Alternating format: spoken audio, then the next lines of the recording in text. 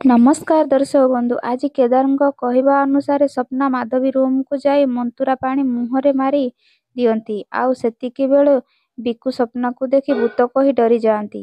ତାପରେ ସ୍ୱପ୍ନା ସେଠୁ ଚାଲି ଆସନ୍ତି। ତାପରେ ବିକୁ ସେ ଯାଦୁ ପାଣି ନଥିବା ଦେଖି ଆଶ୍ଚର୍ଯ୍ୟ ହୋଇଯାଆନ୍ତି ଆଉ ସ୍ୱପ୍ନା ଉପରେ ରାଗିଯାଆନ୍ତି।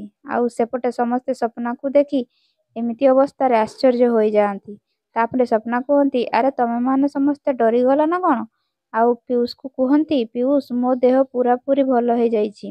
ଆଉ ସେତେବେଳେ ବିକୁ ଆସି ମାଧବୀକୁ କୁହନ୍ତି, ଦିଦି ସେ ପୁଡ଼ାମୟୀ ସ୍ୱପ୍ନା ସବୁ ବରବାଦ କରିଦେଲା। ଆମ ପ୍ଲାନ୍ ବେକାର ହେଇଗଲା। ସେ ମହାକାଳ ବାବା ଦେଇଥିବା ମନ୍ତୁରା ପାଣିକୁ ଢାଳି ମୁହଁରେ ଲଗାଇ ପଡ଼ିଛି। ଏହି କଥା ମାଧବୀ ଶୁଣି ସ୍ୱପ୍ନା ଉପରେ